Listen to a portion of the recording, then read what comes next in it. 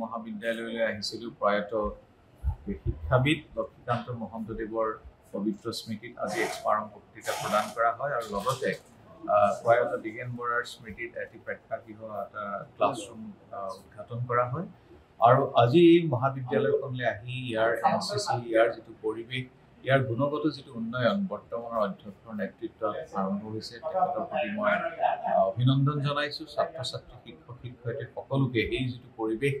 অনাগত দিনত যাতে অক্ষুণ্ণ ৰাখে তাৰ কাৰণে সকলোকে মই শুভকামনা জনাইছোঁ আৰু লগতে আজি লক্ষ্মীকান্ত মহন্তদেৱ আছিলে এই অঞ্চলৰ এগৰাকী নিৰ্মাণকাৰী যিগৰাকী শিক্ষাৰ লগতে সামাজিক সাংস্কৃতিক অৰ্থনৈতিক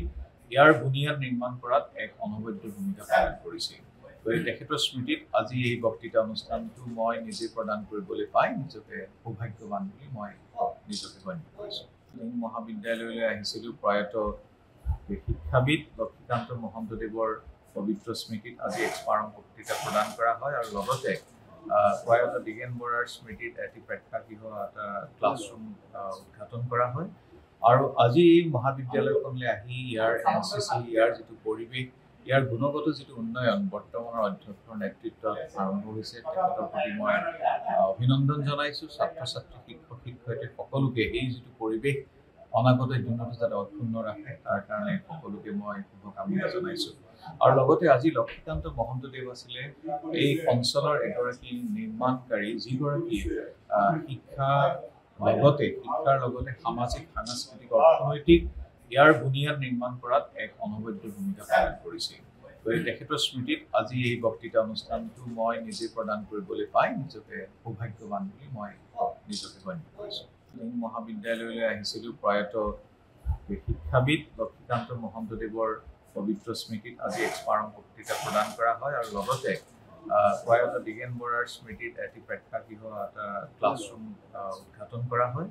আৰু আজি এই মহাবিদ্যালয়খনলৈ আহি ইয়াৰ NCC ইয়াৰ যিটো পৰিৱেশ ইয়াৰ গুণগত যিটো উন্নয়ন বৰ্তমানৰ অধ্যক্ষৰ নেতৃত্বত আৰম্ভ হৈছে তেখেতৰ প্ৰতি মই